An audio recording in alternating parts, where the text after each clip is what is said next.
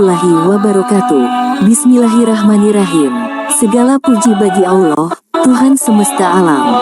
Sholawat serta salam tercurah kepada junjungan kita, Nabi Muhammad, kepada para nabi dan rasul sebelum beliau, serta kepada kita semua yang berusaha meneladani jalan para utusan Allah.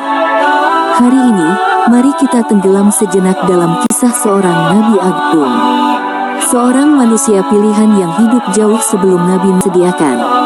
Namun, di tengah kesederhanaan itu, ada seorang anak yang berbeda dari yang lain. Ia cerdas, tenang, dan sangat suka merenung. Setiap malam, ia memandang bintang-bintang di langit, berteskan ujungnya. Ia mencelupkan ujung kayu itu ke tinta hitam yang dibuat dari campuran getah pohon dan arang. Dengan perlahan, ia menulis tanda-tanda pertama dalam sejarah manusia. Tanda-tanda yang kelak menjadi huruf, kata, dan kalimat. Dari pena Nabi Idris inilah, manusia pertama kali mengenal tulisan. Dari tulisan itu, ilmu bisa disimpan, diajarkan, dan diwariskan. Berkat wahyu dan petunjuk Allah, Idris menjadi pelopor peradaban, bapa ilmu pengetahuan manusia.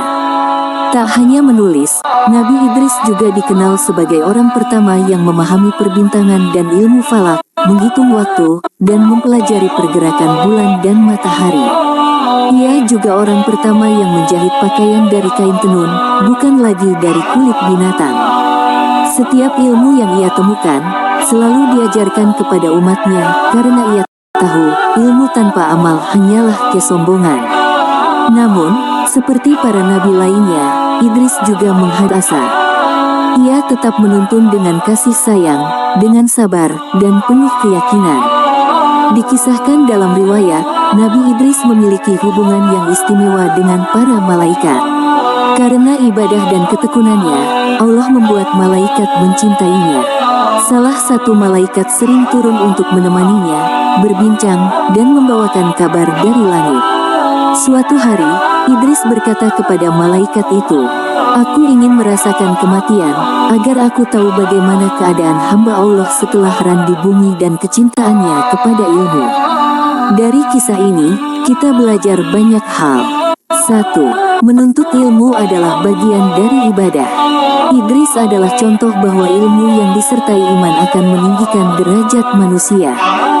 2. Kesabaran dan ketekunan. Walau ditolak kaumnya, Idris tidak menyerah.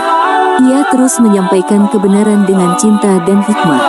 3. Menulis dan mencatat ilmu adalah amal yang abadi, dan keteguhan seperti Nabi Idris AS.